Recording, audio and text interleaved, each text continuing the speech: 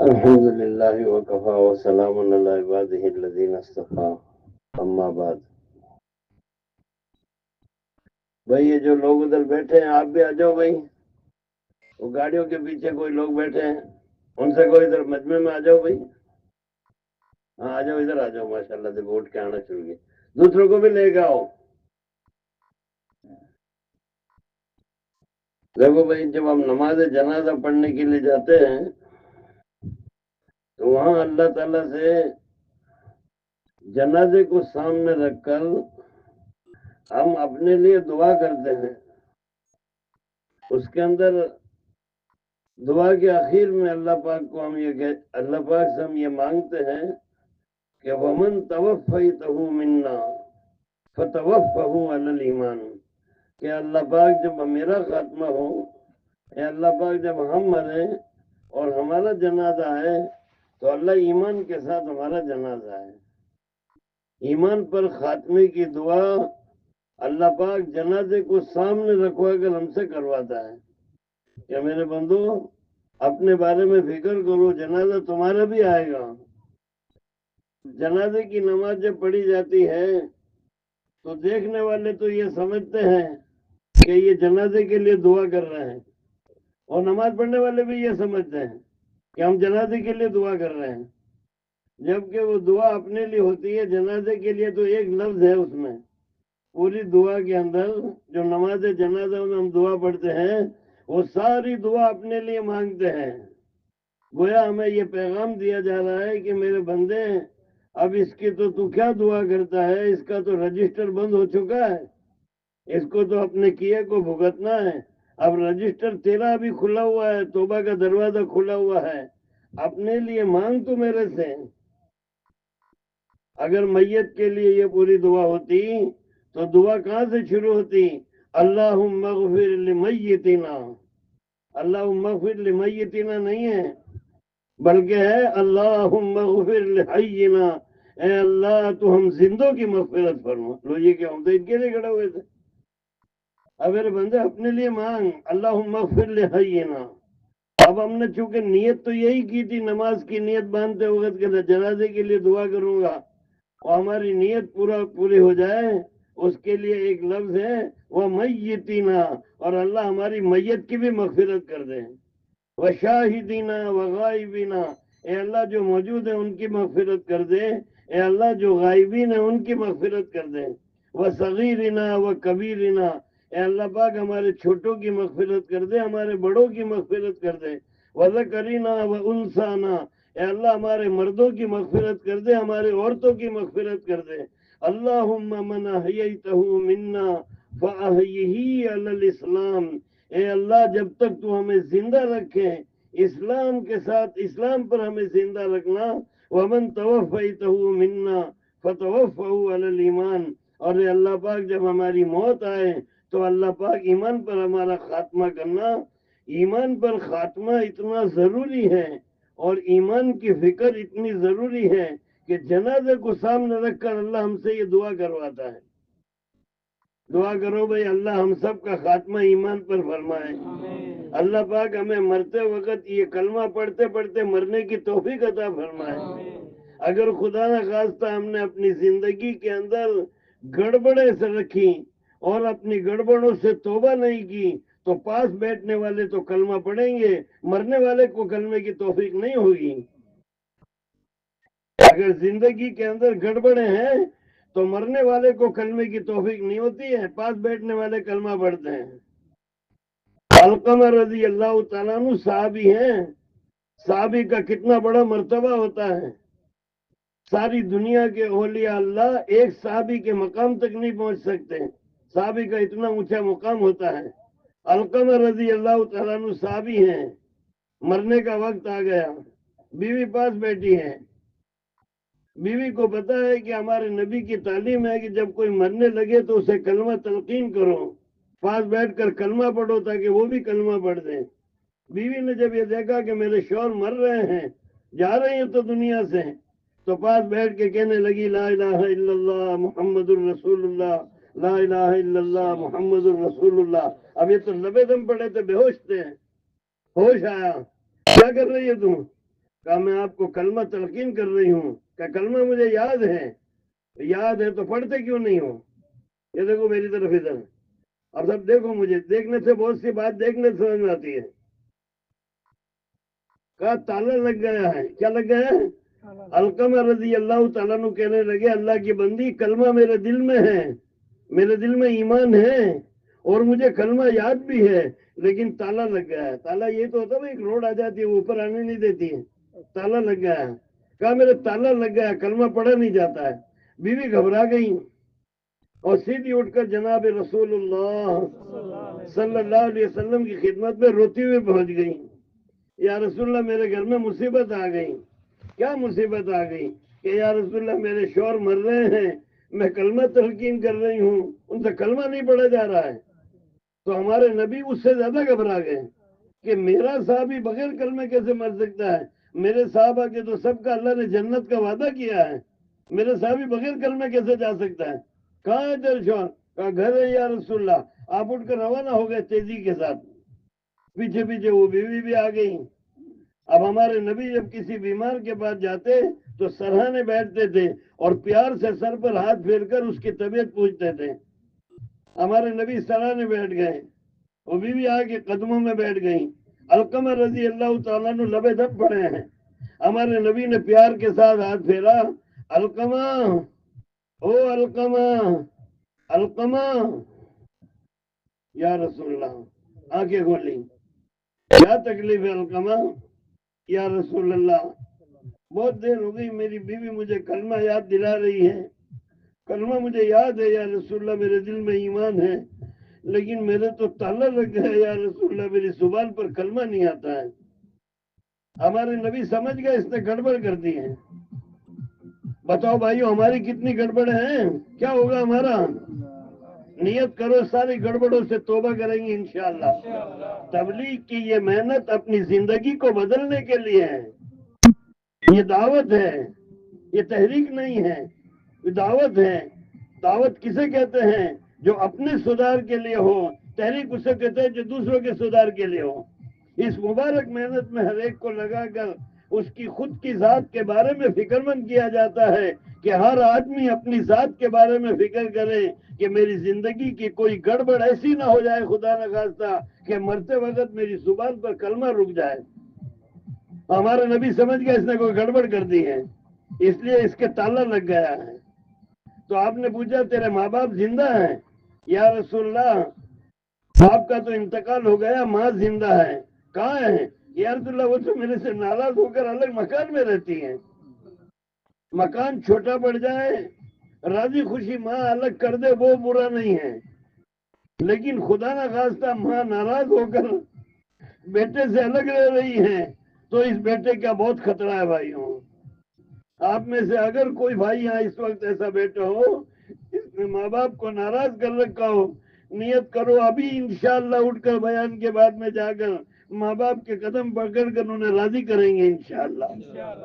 اللہ خوش نہیں ہو سکتا اس آدمی سے جس کے ماں باپ اس سے ناراض ہوں۔ ہمارے نبی سمجھ گئے تو آپ نے فرمایا کیا تیرے ماں باپ زندہ ہے؟ یا رسول اللہ باپ کا انتقال ہو گیا، ماں زندہ ہے، کہاں ہے؟ کہ تو میرے سے ناراض ہو کر الگ مکان میں رہتی ہے۔ آپ نے پیغام بھیجا بڑھیا کے پاس، علقمہ کی ماں مجھے تیرے سے بہت ضروری کام ہے، یا تو تم میرے پاس آ جائے ورنہ مجھے بلا لے۔ کہاں ہے اللہ کے رسول؟ کہا تیرے بیٹے کے گھر میں بیٹھے، تیرے بیٹے کے پاس میں لبے دم پڑا ہے تیرا بیٹا، مرنے حال ہے۔ وہ کہنے لگی میں اتنا تو نہیں کر سکتی کہ اللہ کے رسول کو میں بلاؤں یہاں پر، میں خود حاضر ہوتی ہوں۔ کوئی بات نہیں میرے بیٹے کا مکان ہے تو۔ اب یہ بڑھیا آ گئی، یہاں کیا منظر ہے؟ بیٹا لبے دم پڑا علقمہ، بیٹے کی بہو قدموں میں بیٹھی ہے اور رسول اللہ صلی اللہ علیہ وسلم سرانے بیٹھے ہیں۔ بڑھیا آ گئی، آپ نے فرمایا اے علقمہ کی ماں یہ تیرا بیٹا کیسا آدمی ہے؟ یا رسول اللہ یہ نمازی ہے، تہجد گزار ہے، روزے بھی بہت رکھتا ہے۔ ایک بات یاد رکھنا بھائیوں، صرف روزے رکھنے سے اور صرف نماز پڑھنے سے اور صرف تہجد پڑھنے سے آدمی نیک نہیں ہوتا جب تک اپنے آپ کو گناہوں سے نہ بچائے۔ گناہوں سے بچا کر روزہ رکھے گا تو نیک ہوگا، گناہوں سے بچا کر حج کرے گا تو نیک ہوگا، گناہوں سے بچا کر عمرہ کرے گا تو نیک ہوگا، گناہوں سے بچا کر تہجد پڑھے گا تو نیک ہوگا، گناہوں سے بچا کر جماعت میں جائے گا تو نیک ہوگا۔ جماعت میں بھی جا رہا ہے اور گناہوں سے بچ نہیں رہا ہے، یہ جماعت میں جا کے بھی نیک نہیں ہے۔ جماعت میں بھی جا رہا ہے اور گناہوں کو بھی کر رہا ہے اور عمرہ بھی کر رہا ہے، تو یہ عمرہ کر کے نیک نہیں ہے۔ گناہوں کو بھی کر رہا ہے اور حج بھی کر رہا ہے، گناہوں کو چھوڑ نہیں رہا ہے، یہ حج کر کے نیک نہیں ہے۔ گناہوں کو بھی کر رہا ہے، تہجد بھی پڑھ رہا ہے، یہ تہجد پڑھ کر نیک نہیں ہے۔ نیک آدمی اس وقت بنتا ہے تہجد اور روزے سے جب روزہ اور تہجد اور جماعت میں جانا اور عمرہ اور حج اور یہ سارے اعمال گناہوں سے بچائے اس کو۔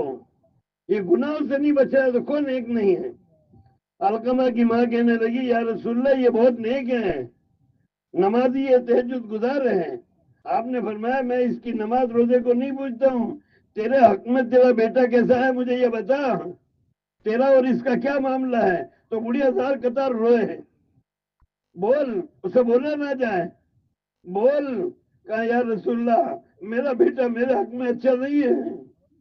کیوں، کیا شکایت ہے تجھے علقمہ کی؟ کہ یا رسول اللہ یہ زبان کا بدتمیز ہے، یہ جب بولتا ہے تو میرے دل کے ٹکڑے ٹکڑے ہو جاتے ہیں۔ یا رسول اللہ یہ بیوی کی حمایت میں مجھ سے لڑتا ہے اور یہ میرے بیٹے کی بہو ہے، یا رسول اللہ دونوں مل کر میرے سے لڑتے ہیں، اور جب کوئی بات ہوتی ہے تو بیوی کی حمایت کرتا ہے، میرا دل بہت زخمی ہے یا رسول اللہ اس کے بولوں سے۔ تو آپ نے فرمایا ارے علقمہ کی ماں اسے معاف کر دے، تیرا بیٹا ہے یہ۔ یا رسول اللہ معاف تو میں نہیں کروں گی اس کو۔ ہم معاف نہیں کرے گی کہ نہیں یا رسول اللہ میرا دل بہت زخمی ہے، میں اسے معاف نہیں کر سکتی۔ آپ نے فرمایا آگ لگاؤ، علقمہ کو آگ میں ڈال دو۔ وہ کہنے لگی یا رسول اللہ یہ کیا کر رہے ہو؟ ہمارے نبی نے زندگی میں کبھی کسی کو نہیں جلایا، نہ آپ جلانا چاہتے تھے، آپ تو آگ سے بچانے آئے تھے، آگ سے نفرت کرتے تھے۔ علقمہ کی ماں کو ڈرا کر معاف کرانا چاہتے تھے کہ بیٹے کو معاف کر دے۔ وہ کہنے لگی یا رسول اللہ یہ کیا کر رہے ہو، میرے بیٹے کو جلاؤ گے؟ آپ نے فرمایا میں نہیں جلاؤں گا تو اللہ جلائے گا، اگر یہ تیری ناراضگی پر مر گیا یہ جہنم میں جائے گا، اور اگر میں نے اسے جلا دیا تو قصور معاف ہو جائے گا۔ اب تین راستے ہیں، یا تو بیٹے کو دوزخ میں جلوا، یا پھر مجھے جلانے دے اس کا قصور معاف ہو جائے، اور اگر تو آگ سے بچانا چاہتی ہے تو تیرے پاس راستہ ہے، تو اسے معاف کر دے، جب تو معاف کر دے گی تو اللہ بھی معاف کر دے گا۔ تو وہ علقمہ کی ماں کہنے لگی یا رسول اللہ، اب دیکھو میری طرف، یا رسول اللہ میں اسے معاف کرتی ہوں، معاف کرتی ہوں، کہتی وہ تالا کھل گیا، اندر تو ایمان تھا، وہ باہر اوپر آیا کلمہ، اور علقمہ رضی اللہ تعالی عنہ کی زبان پر آیا لا الہ الا اللہ محمد الرسول اللہ، اسی کے ساتھ جان نکل گئی۔ پھر ہمارے نبی نے نلایا، کفن پہنا، نماز جنازہ پڑھی، دفن کر کے جب قبرستان سے آ رہے تھے تو آپ نے فرمایا لوگوں سنو، جس نے ماں باپ کا دل دکھایا اس کے اوپر اللہ کی لعنت ہو، فرشتوں کی لعنت ہو، میری لعنت ہو، اس پر جہنم حرام ہے۔ بھائیوں، اللہ پاک ہمیں اپنے ایمان کے بارے میں فکر مند ہونے کی توفیق عطا فرمائے۔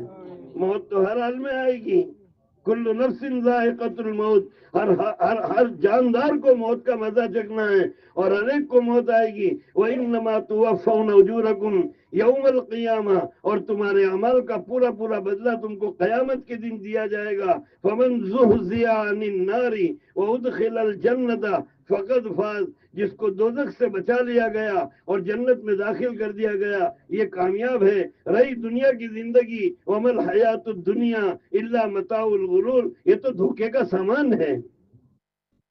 تبلیغ کی یہ محنت یہ ہے کہ ہم ایسا ماحول بنائیں، مسجد وار جماعت کے ذریعے سے، مسجدیں ہر جگہ الحمدللہ ہیں، نماز ہر جگہ ہوتی ہے، امام صاحب ہر مسجد میں رکھے ہوئے ہیں، مؤذن ہر مسجد میں ہیں، اذان ہوتی ہے، نماز ہوتی ہے، لیکن اگر اس کے ساتھ ساتھ مسجد وار جماعت بن جائے اور مسجد وار جماعت اعمال میں لگ جائے تو جتنے مصلی ہیں اور جتنے آنے والے ہیں وہ سب ایک محنت کے اندر لگ جائیں، وہ محنت جس کی محنت کی برکت سے گھر گھر اللہ کا دین پہنچ جائے اور فرد فرد تک اللہ کا دین پہنچ جائے۔ ایک ماحول بنانے کی محنت ہے، کیا ماحول بنائیں، ایسا ماحول بنائیں جس ماحول کے اندر ہمارے ایمان کے اندر ترقی ہو، ایمان کو مضبوط کرنا اور ایمان کو ترقی دینا یہ ہر آدمی کے لیے ضروری ہے، نمازی ہو، تہجد گزار ہو، حافظ ہو، عالم ہو، مفتی ہو، اس سے بڑا کوئی درجہ اس کو حاصل ہو گیا ہو، اس کے باوجود اس کو اپنے ایمان کی فکر ضروری ہے، اس لیے کہ کوئی آدمی چاہے نمازی بن جائے، حافظ بن جائے، تہجد گزار بن جائے، مفتی بن جائے، شیخ الحدیث بن جائے، اس سے اونچے کا درجہ حاصل کر لے، صحابی کے درجے کو نہیں پہنچ سکتے ہیں، صحابی کا درجہ اس سے اونچا ہوتا ہے۔ اور اللہ کے رسول صحابہ کو فرما رہے ہیں اپنے ایمان کو تازہ کرتے رہا کرو۔ ہمیں شیطان یہ بے کہتا ہے، ارے تو ماشاءاللہ عالم ہے، تو حافظ ہے، تو نمازی ہے، تو تہجد گزار ہے، تجھے کہا ایمان کی محنت کی ضرورت ہے؟ ایمان کی محنت کی ضرورت تو یہ عام لوگوں کو ہے، عوام ان کو محنت کرنی چاہیے ایمان کی، میرا تو ایمان مضبوط ہے۔ جب ہمارے نبی نے یہ فرمایا ایمان کو تازہ کرتے رہا کرو، تو وہ کون لوگ تھے جن کو حضور فرما رہے تھے اعلیٰ درجے کے اہل ایمان، جن کے ایمان پر مہر لگی ہوئی ہے؟ ہمارے کسی ایمان پر مہر لگی ہوئی ہے؟ کیا پتا ہمارا کیا حال ہوا؟ ان کا ایمان تو سکہ بند ایمان تھا، مہر لگی ہوئی تھی۔ اولئک کتب فی قلوبہم الایمان، کتنا بڑا وعدہ ہے یہ کہ میں نے ان کے دلوں میں ایمان کو جما دیا ہے۔ اولئک هم المؤمنون حقا، یہ لوگ سچے ایمان والے ہیں۔ اولئک هم الراشدون، یہ سب کے سب خوش نصیب ہے، کامیاب ہو گئے یہ۔ وَإِذَا قِيلَ لَهُمْ آمِنُوا كَمَا آمَنَ النَّاسُ، اب کسی کو ایمان لانا ہے تو ایسے ایمان لاؤ۔ اتنے اعلیٰ درجے کے اونچے اہل ایمان کو یوں کہا گیا اپنے ایمان کو تازہ کرتے رہا کرو۔ انہوں نے یہ نہیں کہا یا رسول اللہ ہمارا تو ایمان بہت تازہ ہے، ہم تو آپ کو آنکھوں سے دیکھ رہے ہیں، آپ کے پیچھے نماز پڑھ رہے ہیں، آپ سے قرآن سن رہے ہیں، آپ کے ساتھ جہاد میں چل رہے ہیں، ہمارا تو ایمان بہت تازہ ہے، یہ نہیں کہا، بلکہ انہوں نے کہا یا رسول اللہ ایمان کو کیسے تازہ کریں؟ آپ بتاؤ، ہم کریں گے ایمان کو تازہ؟ تو آپ نے فرمایا لا الہ الا اللہ، بولو بھائی لا، پڑھو میرے ساتھ تھوڑی دیر پڑھو، لا الہ الا اللہ، لا الہ الا اللہ، لا الہ الا اللہ، لا الہ الا اللہ۔ آپ نے فرمایا لا الہ الا اللہ کو کثرت سے پڑھتے رہا کرو، نیت کرو بھئی یہ کلمہ خوب پڑھیں گے انشاءاللہ، بار بار ہماری زبان پر آئے لا الہ الا اللہ، اللہ کے سوا کوئی عبادت کرنے کے لائق نہیں، لا الہ الا اللہ، اللہ کے سوا کوئی جی لگانے کے لائق نہیں، لا الہ الا اللہ، اللہ کے سوا کوئی قیام کے لائق نہیں، لا الہ الا اللہ، اللہ کے سوا کوئی رکوع کرنے کے لائق نہیں، لا الہ الا اللہ، اللہ کے سوا کوئی سجدہ کرنے کے لائق نہیں، لا الہ الا اللہ، اللہ کے سوا کوئی مار نہیں سکتا، لا الہ الا اللہ، اللہ کے سوا کوئی بچا نہیں سکتا، لا الہ الا اللہ، اللہ کے سوا کوئی عزت نہیں دے سکتا، لا الہ الا اللہ، اللہ کے سوا کوئی ذلیل نہیں کر سکتا، لا الہ الا اللہ، اللہ کے سوا کوئی بیمار نہیں کر سکتا، لا الہ الا اللہ، اللہ کے سوا کوئی تندرست نہیں کر سکتا، لا الہ الا اللہ، اللہ کے سوا کوئی زندگی بنا نہیں سکتا، لا الہ الا اللہ، اللہ کے سوا کوئی زندگی بگاڑ نہیں سکتا۔ جو کچھ آج تک ہوا ہے اللہ نے کیا ہے، اب جو کچھ ہو رہا ہے یہ اللہ کر رہا ہے، آئندہ جو کچھ ہوگا یہ اللہ کے کرنے سے ہوگا، لا الہ الا اللہ۔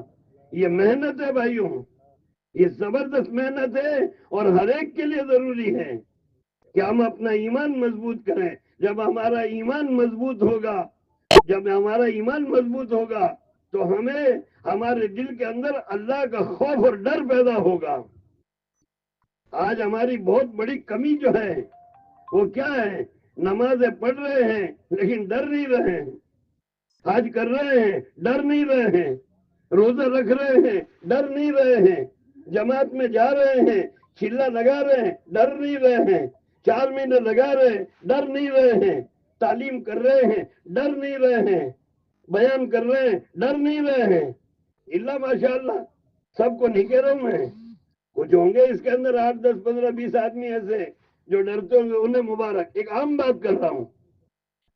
اور ڈر جب تک ہمارے اندر نہیں آئے گا اس وقت تک ہمیں قرآن کا بتایا وہ راستہ بھی نظر نہیں آئے گا۔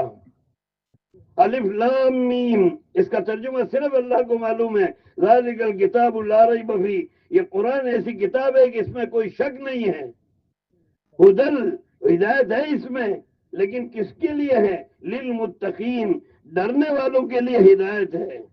جن کے دلوں میں ڈر ہوگا ان کو قرآن کا بتایا ہوا راستہ نظر آئے گا۔ ڈرنے پر اللہ کے وعدے ہیں، وَمَن يَتَّقِ اللَّهَ يَجْعَل لَّهُ مَخْرَجًا، ڈرنے والوں کے لیے اللہ ہر پریشانی میں راستہ نکال دیتے ہیں۔ وَيَرْزُقُهُ مِنْ حَيْثُ لَا يَحْتَسِبُ، ڈرنے والوں کو اللہ ایسی جگہ سے روزی دیتے ہیں کوئی گمان نہیں کر سکتا۔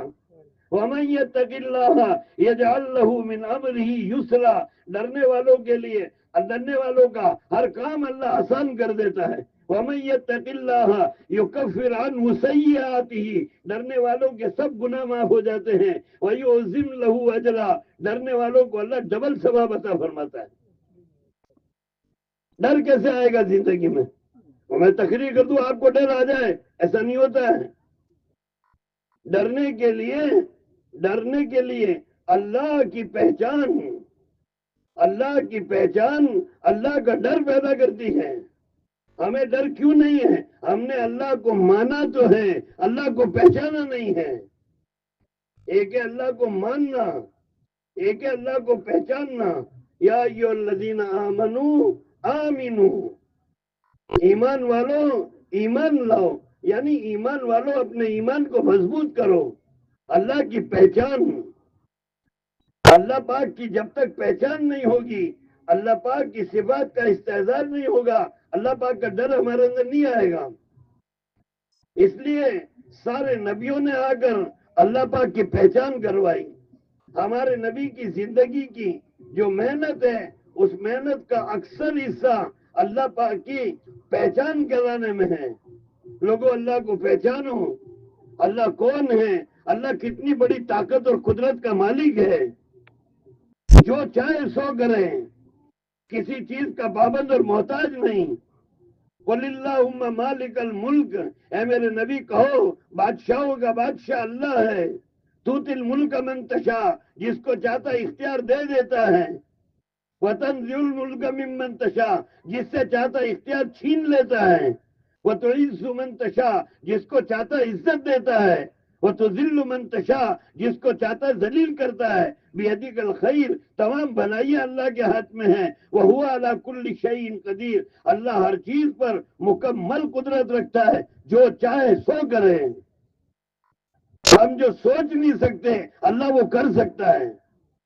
وَاذْكُرْ فِي الْكِتَابِ مریم، اے میرے نبی ان کو مریم کا قصہ تو سناؤ، تاکہ یہ اللہ کی قدرت اور طاقت کو پہچانے۔ اللہ کون ہے، اللہ کتنی بڑی طاقت اور قدرت کا مالک ہے۔ یہ قرآن میں جتنے اللہ نے قصے بیان کیے ہیں، کہانیاں نہیں ہیں۔ لَقَدْ كَانَ فِي قَصَصِهِمْ عِبْرَةٌ لِأُولِي الْأَلْبَابِ، ان قصوں کے اندر عبرت حاصل کرنے والوں کے لیے بہت زبردست۔